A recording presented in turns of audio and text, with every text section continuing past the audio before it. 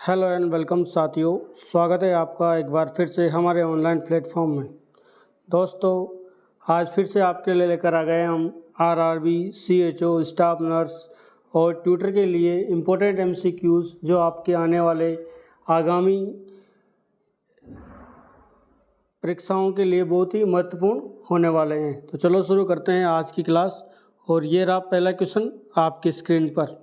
पहला क्वेश्चन है, which of the following is not include in the national vector borne disease control program. इनमें से कौन सी disease national vector borne disease program के अंदर इंक्लूड नहीं है। तो हम बात करें कौन कौन सी national vector borne disease control program के अंदर इंक्लूड है, तो कौन कौन सी डिजीज़ इंक्लूड हैं। तो जो डिजीज़ इंक्लूड है वह है मलेरिया, फाइलेरिया, काला आजार, जापानीज एन्सेफेलाइटिस, डेंगू, चिकनगुनिया। ये सारी डिजीज़ कौन सी है, नेशनल वेक्टर बोर्न डिजीज़ के अंदर इंक्लूड है। तो कौन कौन सी है, मलेरिया इंक्लूड है, डेंगू इंक्लूड है और फाइलेरिया इंक्लूड है। कौन सी इंक्लूड नहीं है, तो जो प्लेग डिजीज़ है वो नेशनल वेक्टर बोर्न डिजीज़ के अंदर इंक्लूड नहीं है। नेक्स्ट क्वेश्चन है, all the following vaccine are given I M except. कौन सी डिजीज़, कौन सी वैक्सीन आई एम नहीं दी जाती है। तो कौन सी नहीं दी जाएगी, मीजल्स की। जो मीजल्स की वैक्सीन होती है वो सबक्यूटेनियस दी जाती है। तो ये hepatitis B, DPT, PCV, pneumococcal conjugated vaccine, ये सारी वैक्सीन कौन से देते हैं हम, आईएम रूट से देते हैं। तो आईएम रूट से देते हैं तो कौन सी साइट पे हम देते हैं या कौन सी मसल्स का यूज़ करते हैं। तो वेस्टस लैटरलिस जो मसल्स होती है उसमें हम प्रेफर्ड करते हैं, किसके अंदर, इन्फेंट के अंदर। और अगर बड़े बच्चों को देंगे तो वो देंगे हम डेल्टोइड मसल्स में। कौन से मसल्स में, डेल्टोइड मसल्स। तो इन्फेंट में कौन से मसल हैं, वेस्टस लैटरलिस, और वहीं डेल्टोइड हम देंगे बड़े बच्चों में। वही सबक्यूटेनियस जो इंजेक्शन होता है वो दिया जाता है जो फैटी टिश्यूज़ होते हैं थाइज़ के, फैटी टिश्यूज होते हैं थाइज़ के, वहाँ पर हम क्या लगाएंगे, सबक्यूटेनियस इंजेक्शन लगाएंगे। नेक्स्ट क्वेश्चन है, which of the following is most freeze sensitive vaccine. इनमें से कौन सी disease most freeze sensitive vaccine है। तो मोस्ट फ्रिज वैक्सीन कौन सी है, DPT. Most freeze sensitive vaccine कौन सी है, डीपीटी। सबसे अगर ऊपर बात करें तो डीपीटी आती है। उसके बाद हेपेटाइटिस बी आती है, उसके बाद एमएमआर आता है, उसके बाद लास्ट में टीटी आती है। क्लियर है याद। Next question, which of the following muscles is site of DPT. तो डीपीटी वैक्सीन के लिए कौन सी साइट हम यूज़ में लेते हैं। तो उसके लिए हम लेंगे वेस्टस लैटरलिस। कौन से लेंगे, वेस्टस लैटरलिस साइट हम इसमें यूज़ में लेते हैं। नेक्स्ट क्वेश्चन है, iron and folic acid dose of pregnant woman. Pregnant महिलाओं के लिए आयरन और फोलिक एसिड की डोज क्या होनी चाहिए। तो प्रेग्नेंट महिलाओं के लिए आयरन और फोलिक एसिड की डोज क्या होनी चाहिए, 60 mg तो हम आयरन देंगे और 500 माइक्रोग्राम फोलिक एसिड देंगे। कब स्टार्ट करते हैं ये स्टार्ट करेंगे हम सेकेंड ट्राइमेस्टर में। कब स्टार्ट करेंगे, सेकेंड ट्राइमेस्टर में, या बात करें फोर्थ मंथ ऑफ प्रेगनेंसी का, फोर्थ मंथ ऑफ प्रेगनेंसी में हम इसको स्टार्ट कर देंगे। कितने देते हैं, 60 mg तो आयरन देंगे और 500 मॉलिक्यूल्स फोलिक एसिड देते हैं। नेक्स्ट क्वेश्चन है, night blindness is due to deficiency of. Night blindness due to deficiency of, night blindness किसकी डेफिशिएंसी के कारण होता है। तो नाइट ब्लाइंडनेस हमें देखने को मिलेगा विटामिन ए की डेफिशिएंसी के कारण। किसके कारण, जीरोफ्थेल्मिया भी हमें देखने को मिलता है। क्या देखने को मिलता है? जीरोफ्थेल्मिया। वहीं बात करें विटामिन सी, अगर किसी को विटामिन सी हो जाएगा तो इसको स्कर्वी होने की संभावना रहेगी, यानी विटामिन सी की डेफिशिएंसी कौन सी डिजीज होती है? स्कर्वी। विटामिन डी की डेफिशिएंसी से अगर बात करें चिल्ड्रन की, तो चिल्ड्रंस में हमें रिकेट्स देखने को मिलेगा। और बात करें एडल्ट की, तो एडल्ट में हमें क्या देखने को मिलेगा? ऑस्टियोमेलेशिया। तो विटामिन डी की डेफिशिएंसी से बच्चों में तो होगी रिकेट्स और एडल्ट में होगी ऑस्टियोमेलेशिया। विटामिन B12 की डेफिशिएंसी से एनीमिया हमें देखने को मिल सकता है। नेक्स्ट क्वेश्चन है, screening for depression at community level is example of. Community level पर इस डिप्रेशन का स्क्रीनिंग करना कौन से लेवल ऑफ प्रिवेंशन है? तो कौन सा लेवल ऑफ प्रिवेंशन है स्क्रीनिंग करना? तो किसी भी डिजीज़ का पता लगाने के लिए और उसका ट्रीटमेंट करने के लिए हम कौन सा लेवल ऑफ प्रिवेंशन यूज लेते हैं? तो अर्ली डायग्नोसिस या फिर स्क्रीनिंग के लिए क्या लेंगे? Secondary prevention. या फिर ट्रीटमेंट हमें करना है तो ट्रीटमेंट के लिए भी हम क्या लेंगे? सेकेंडरी प्रिवेंशन की बात करते हैं। वही बात करें हम प्राइमरी प्रिवेंशन, तो प्राइमरी प्रिवेंशन में हेल्थ एजुकेशन हम देते हैं। क्या देते हैं? Health education. या फिर जितने भी इम्यूनाइजेशन होते हैं, जितनी भी वैक्सीनेशन होती है, वो किसके अंदर आती है? प्राइमरी प्रिवेंशन के आती है। प्राइमोडियल प्रिवेंशन रिस्क को रिड्यूस करना है। क्या करना है? रिस्क को रिड्यूस करना है।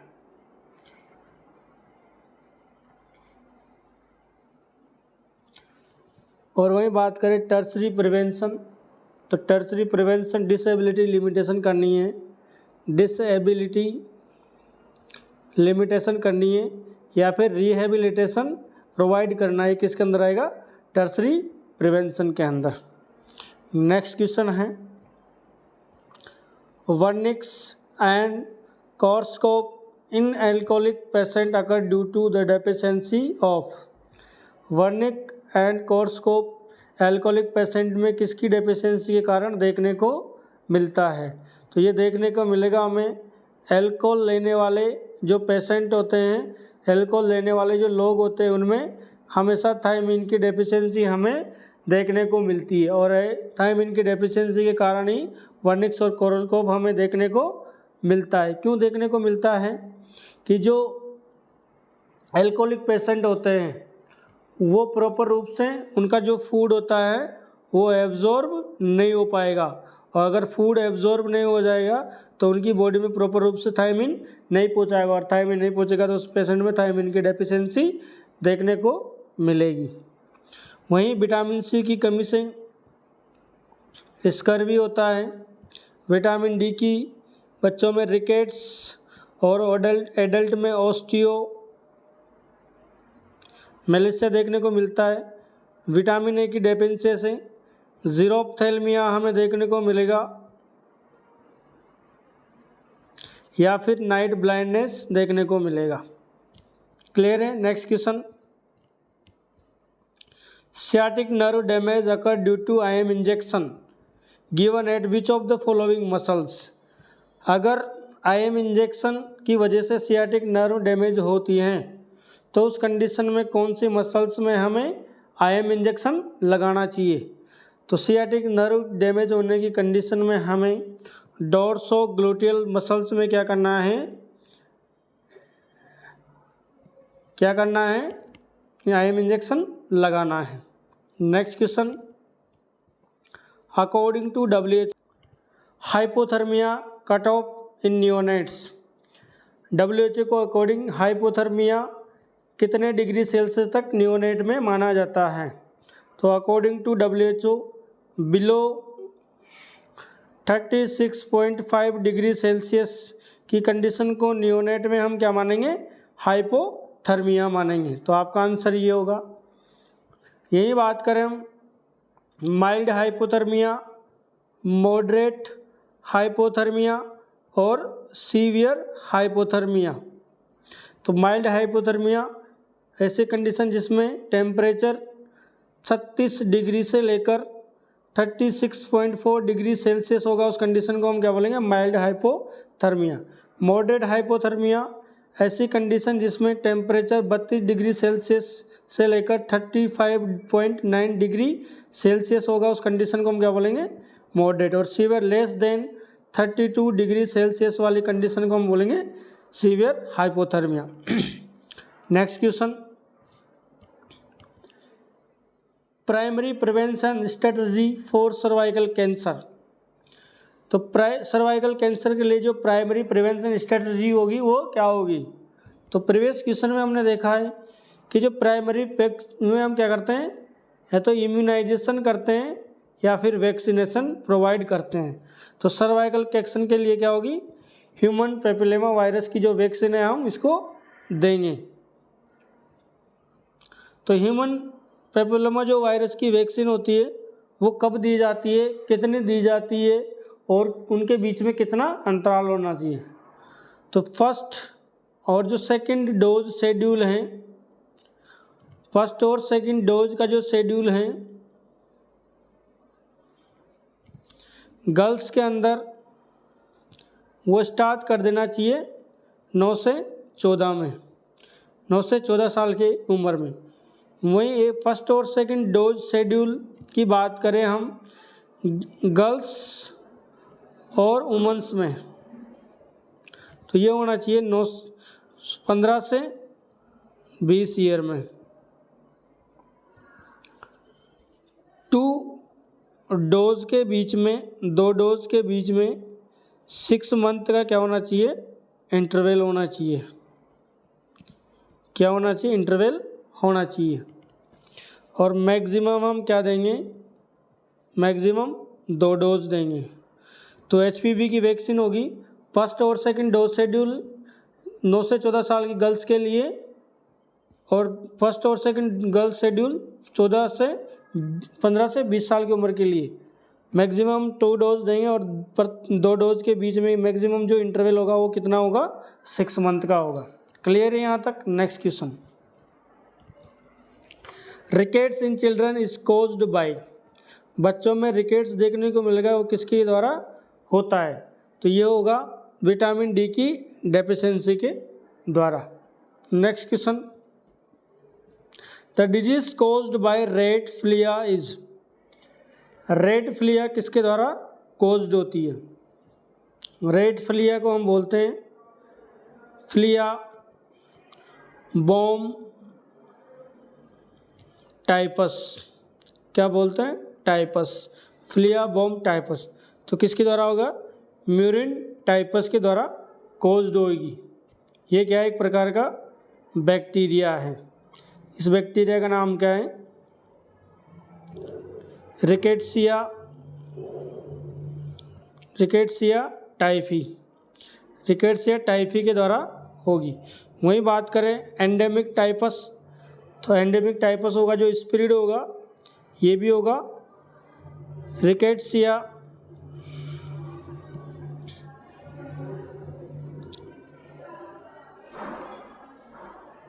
प्रोवाजेकी। जैपनीज एन्सेफेलाइटिस कोज्ड होगा फ्लेवी वायरस के द्वारा। किसके द्वारा, फ्लेवी वायरस के द्वारा। और चिगान डिजीज़ होगी, एक पैरासाइटिक डिजीज़ है। कौन से पैरासाइट होगी, Trypanosoma, Trypanosoma cruzi, Trypanosoma cruzi के द्वारा कोज्ड होगी। नेक्स्ट क्वेश्चन है, during child CPR chest compression should be given at.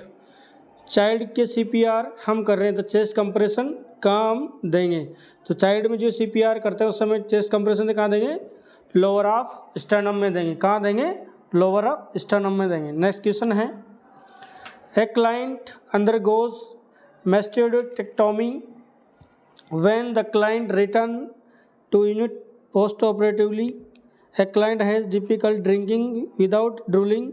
It is most important nurse to take which action. एक पेशेंट है जो मैस्टेक्टोमी के लिए गया था। मैस्टेक्टोमी होने के बाद वो वापस पोस्ट ऑपरेटिव यूनिट में आ गया है। पोस्ट ऑपरेटिव यूनिट में आने के बाद उसमें ड्रिंकिंग विदाउट ड्रिलिंग हमें देखने को मिल रही है। तो ये कंडीशन अगर देखने को मिल रही है तो नर्स तत्काल क्या एक्शन करेगी? तो नर्स क्या तत्काल एक्शन करेगी? Assess patients ability wisely, assess करेगी पेशेंट की एबिलिटी को। Next question, which of following is helpful in prevention of eclampsia? Pre eclampsia के प्रिवेंशन के लिए इनमें से क्या हेल्पफुल है? तो प्री इक्लेम्सिया के प्रिवेंशन के लिए हेल्पफुल है कैल्शियम। कैल्शियम क्यों हेल्पफुल है कि जब भी हम प्रेग्नेंट लेडी को कैल्शियम सप्लीमेंट्स देते हैं तो ये क्या करता है? रिड्यूस करता है रिस्क को प्रीक्लेम्सिया और हाइपरटेंशन के। हाइपरटेंशन और प्रीक्लेम्सिया के रिस्क को क्या करता है? रिड्यूस करता है। Next question, all among the following are the emergency contraceptive except. सभी इमरजेंसी कॉन्ट्रासेप्टिव है एक को छोड़कर। तो लेवोनॉर्जेस्ट्रेल क्या है? ये भी इमरजेंसी कॉन्ट्रासेप्टिव। कॉपर टी भी इमरजेंसी है। मैफेप्रेस्टोन भी क्या है? इमरजेंसी। लेकिन डेनाजोल कॉन्ट्रासेप्टिव नहीं है। तो डेनाजोल क्या है? डेनाजोल एक एंड्रोजेनिक हार्मोन है। एंड्रोजेनिक हार्मोन है। Next question, skin of a patient with Addison disease appear.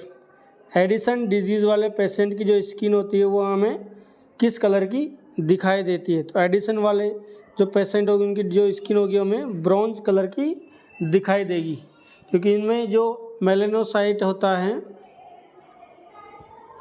मेलेनोसाइटिक production होता है वो एक्सेसिव हमें देखने को मिलता है और इसके कारण ही क्या होगा? ब्रॉन्ज कलर की स्किन देखने को मिलेगी। नेक्स्ट क्वेश्चन है, सीवियरली डिहाइड्रेटेड चाइल्ड एग्जिबिट्स। जो सीवियरली डिहाइड्रेटेड चिल्ड्रंस हैं उनकी क्या विशेषताएं हैं? तो जो सीवियरली डिहाइड्रेटेड चाइल्ड होगा उसमें हमें क्या देखने को मिलेगा? Skin goes back very slowly is more than 2 second. इन बच्चों में जो स्किन को हम पिंच करेंगे तो वो पिंच करते ही उसमें जो वापस रिवर्ट बैक जो स्लोली जाएगा उसका जो समय होगा वो मोर देन 2 सेकेंड होगा। मॉडरेट में क्या होता है? मॉडरेट में लेस देन 2 सेकेंड होता है और सीवियर में मोर देन 2 सेकेंड होता है। डिस्क्राइब करें हम मॉडरेट डिहाइड्रेशन और सीवियर डिहाइड्रेशन। मॉडरेट डिहाइड्रेशन में हमें देखने को मिलेगा restlessness, irritable, sunken eyes, sunken eyes, drinks as early, trust और skin speak slowly, less than 2 second. वही बात करें हम सीवियर की तो इसमें हमें लेथार्जी देखने को मिलेगी, बच्चा लेथार्जिक देखने को मिलेगा या फिर अनकॉन्शियस देखने को मिल सकता है। सनकेन आइज हमें देखने को मिलेगी, नॉट एबल टू ड्रिंक देखने को मिलेगा और जो स्किन पिंच का जो टाइम होगा वो मोर देन 2 सेकेंड होगा। क्लियर है यहाँ तक? Next question, all of the following statement are indicative of perfect latching except। इन सभी परफेक्ट लेचिंग के स्टेटमेंट है छोड़कर एक को। परफेक्ट लेचिंग का मतलब होता है अटैचमेंट होना। अटैचमेंट होना माउथ का ब्रेस्ट से, माउथ का ब्रेस्ट से ड्यूरिंग ब्रेस्ट फीडिंग के दौरान, इसी को हम क्या बोलेंगे, लेचिंग बोलेंगे। तो बेस्ट जो लेचिंग, परफेक्ट लेचिंग है उसमें हमें ये तीनों देखने को मिल सकती हैं। Boys chin with mouth breast, lower lip turn outward, baby mouth is wide, ये तीनों क्या है, परफेक्ट लेचिंग के उदाहरण हैं। लेकिन lower areola is more visible than upper areola, ये क्या है, परफेक्ट लेचिंग नहीं है। तो आपका आंसर क्या होगा, A. Next question, all the following are include in the surgical safety checklist except, सभी सर्जिकल सेफ्टी चेकलिस्ट में इंक्लूड है छोड़कर एक को। तो क्या नहीं है, confirm the patient blood group, कभी भी हम सर्जिकल सेफ्टी चेकलिस्ट में पेशेंट का ब्लड ग्रुप नहीं चेक करते हैं। साइड चेक करते हैं, specimen labeling, transfer biopsy check करते हैं, सर्जन और एनेस्थीसिया का नाम चेंज करते हैं। तीन चीज़ें हमें इसमें देखने को मिलती है। साइन इन हमें देखने को मिलेगा, टाइम आउट हमें देखने को मिलेगा, साइन आउट हमें देखने को मिलेगा। ये तीनों चीज़ें हमें देखने को मिलेगी। कभी भी इसमें हमें टाइम इन देखने को नहीं मिलेगा।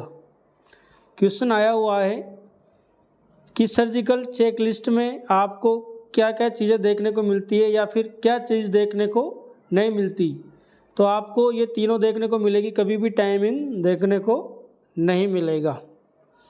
साइन इन में देखते हैं before induction of anaesthesia, anaesthesia देने से पहले का जो समय होता है वो सब चीज़ें इसमें असेस करेंगे। स्किन इंसिजन लगाएंगे उसके पहले की जो चेकलिस्ट है वो इसके असेस करेंगे। और ऑपरेटिंग जो रूम होता है उसको, ऑपरेटिंग रूम को लीव के पहले की जो चेकलिस्ट है वो इसमें देखेंगे। क्लियर है यहाँ तक? Next question, patient taking MAO are not allowed to consume tyramine rich food in it is cause। एक पेशेंट है जो मोनो अमाइन ऑक्सीडेज ले रहा है, क्या ले रहा है, मोनो अमाइन ऑक्सीडेज ले रहा है। तो इस कंडीशन में आपको टायरामाइन रिच फूड नहीं देना है। अगर देते हो तो क्या कोज कर सकता है, अगर टायरामाइन फूड आपने दिया है तो कौन सी कोज आपको देखने को मिलेगी। तो टायरामाइन अगर फूड आप देते हो मोनो अमाइन ऑक्सीडेज के दौरान तो आपको उस पेशेंट में हाइपरटेंशन क्राइसिस देखने को मिलेगा। और टायरामाइन रिच फूड कौन कौन से होते हैं, ये होते हैं चीज़, सलेमी, पिकल्ड बीट्स, कुकुम्बर, ये सभी क्या होते हैं, टायरामाइन रिच फूड्स होते हैं। ये फूड्स आपको नहीं देने, अगर ये फूड देता है तो पेशेंट के लिए फेटल कंडीशन बन जाती है। Next question, all of the following are include in the ventilation associated pneumonia bundle care except. Ventilation associated pneumonia bundle care में क्या चीज़ इंक्लूड नहीं है। तो क्या क्या चीज़ इंक्लूड हैं बंडल केयर निमोनिया के अंदर? पहली चीज़ इंक्लूड है हेड एलिवेटेड एट 30 डिग्री, दूसरी चीज़ इंक्लूड है सेडेशन वैकेशन, और तीसरी चीज़ इंक्लूड है सुप्राग्लोटिस सक्शनिंग। क्या इंक्लूड नहीं है, antibiotic prophylaxis ventilation associated pneumonia bundle care में इंक्लूड नहीं है। तो आपका आंसर होगा B. Next question, the priority nursing action in case of needle stick injury include. Needle stick injury किसी पेशेंट, किसी स्टाफ नर्स को या वर्कर्स को हो जाती है तो उस कंडीशन में प्रायोरिटी नर्सिंग एक्शन क्या करना है। तो जब भी किसी को भी निडल स्टिक इंजरी हो तो हमें क्या करना है, जो एरिया जहाँ पर निडलिस्टिक इंजरी हुई उसको वाटर विद सोप की सहायता से हमें क्या करना है, क्लीन करना है। क्या करना है, क्लीन करना है। दूसरा काम हमें करना है कि जो इंसिडेंट हुआ है उसको क्या करेंगे, हम रिपोर्ट करेंगे, इंसिडेंट को रिपोर्ट करेंगे। तीसरा हमें क्या करना है, एक्सपोजर जो सोर्स है, एक्सपोजर सोर्स है उसका पता लगाना है। और तीसरा हम क्या करेंगे, उसके जो एक्सपोजर सोर्स पता लगाने के बाद उसका ट्रीटमेंट स्टार्ट कर देंगे। तो आंसर क्या आएगा, बी। नेक्स्ट क्वेश्चन है, a person has central Venus catheter in place, which of the following data can be assessed with this. एक पेशेंट है जिसको हम सेंट्रल विनस कैथेटर डाल रहे हैं, तो इसके साथ साथ हमें किस डाटा को असेस करता रहना चाहिए। तो जब भी हम किसी पेशेंट में सेंट्रल विनस कैथेटर डालेंगे तो उस कंडीशन में हमें सेंट्रल विनस प्रेशर असेस करते रहना चाहिए। क्या करते रहना चाहिए, central venous pressure. Next question है, a patient who was on intravenous fluid therapy develop pain, redness and warmth at the site of peripheral cannula.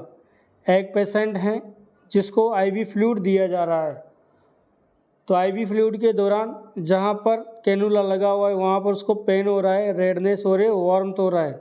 तो ये किस साइन को, किस चीज़ को असेस करता है, तो ये असेस करेगा फ्लेबाइटिस को। किसको असेस करेगा, फ्लेबाइटिस। इस कंडीशन को हम बोलेंगे फ्लेबाइटिस।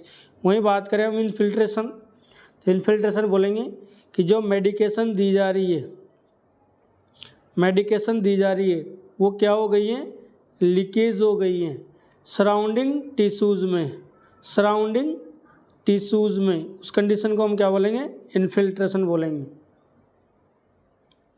वही बात करें विनस स्पाज्म, किसी पेशेंट में आपने रैपिड फ्लूइड फ्लो चला दिया, रैपिड फ्लो चला दिया, उसके कारण क्या होगा, कोल्ड देखने को मिलेगा। उस कंडीशन को बोलेंगे वेनस स्पाज्म।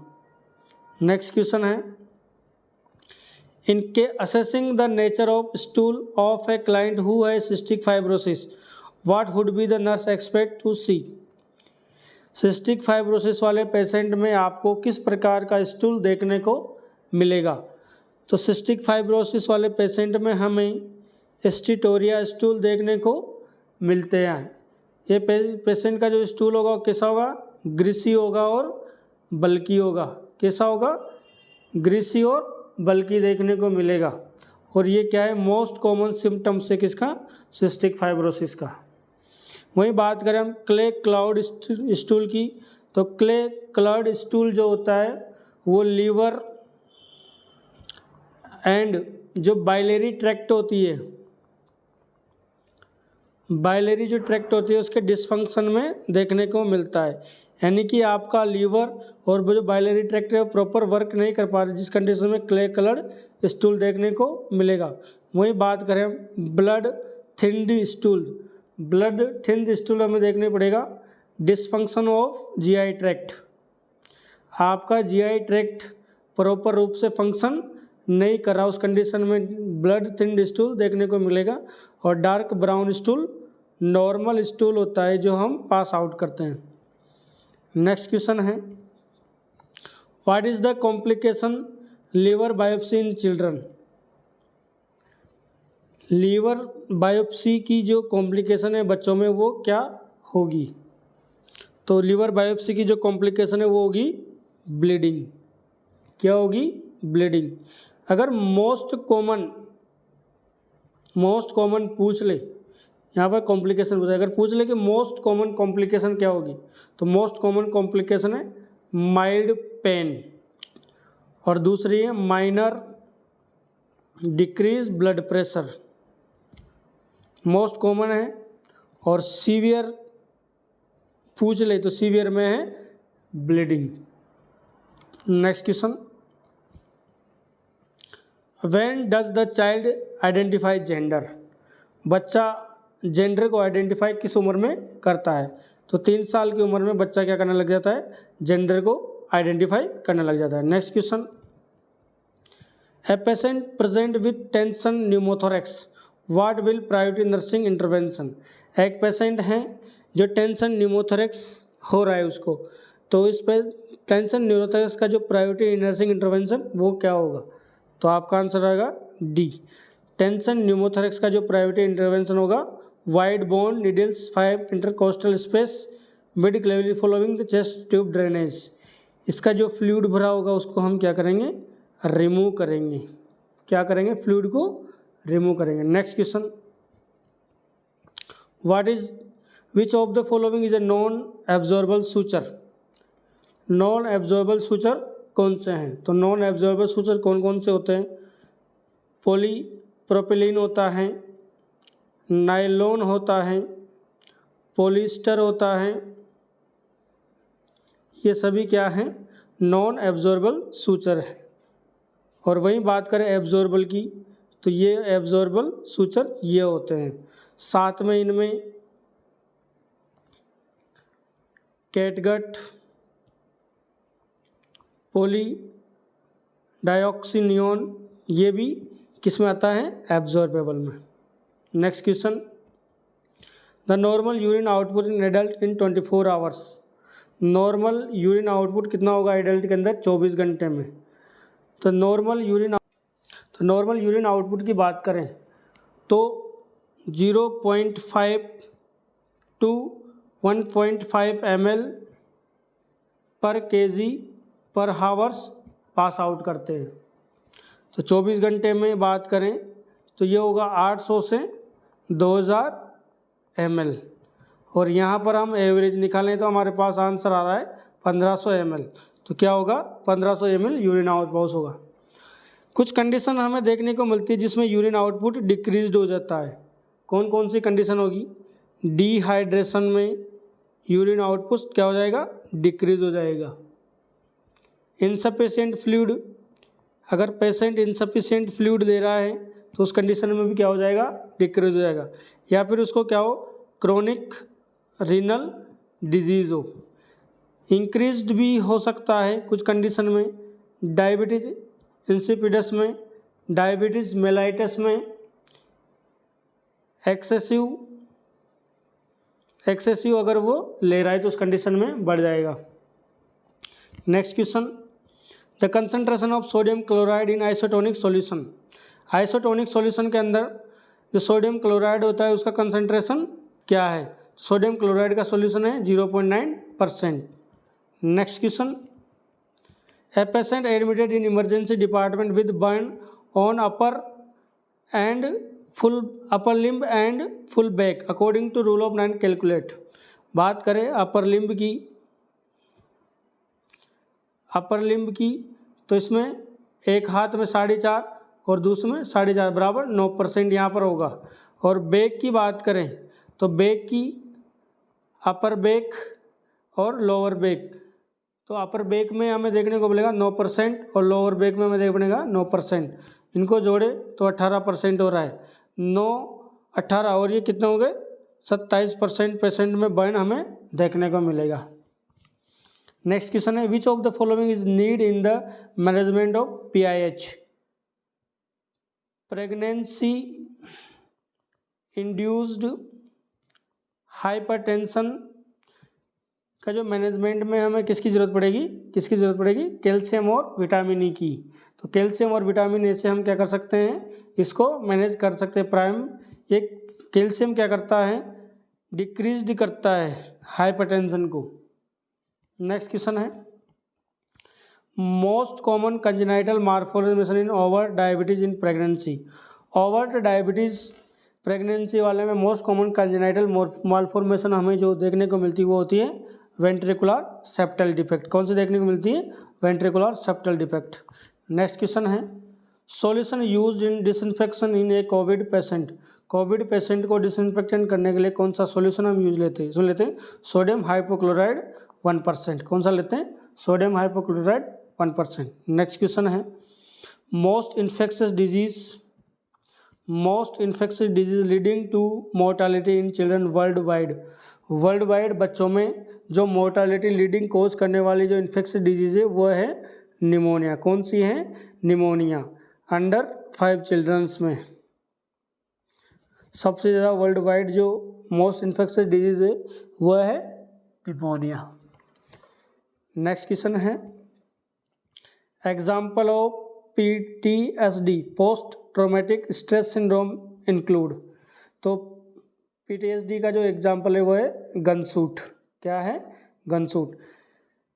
ये क्या है? एक साइकेट्रिक डिसऑर्डर है। क्या है? Psychiatric disorder. कौन कौन से सिम्टम्स हमें इसमें देखने को मिल सकते हैं? इसमें जो सिम्टम्स होंगे वो एजिटेशन देखने को मिलेगा, सेल्फ डिस्ट्रक्शन बिहेवियर देखने को मिल सकता है, सेल्फ डिस्ट्रक्शन बिहेवियर हमें देखने को मिलेगा, फ्लैशबैक इस पेशेंट में देखने को मिलेगा,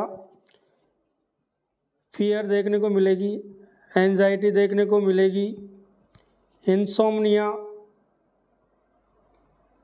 इस पेशेंट में देखने को मिलेगा, नाइट मेयर्स भी इसमें देखने को मिल सकते हैं। तो ये सारे सिम्टम्स इस पेशेंट में PTSD वाले पेशेंट में देखने को मिलेगा। तो दोस्तों आज के लिए इतना ही, फिर मिलते हैं अगली क्लास। तब तक के लिए आप हमारे चैनल को लाइक करो, शेयर करो और सब्सक्राइब करो। मिलते हैं अगली क्लास में। Thank you so much.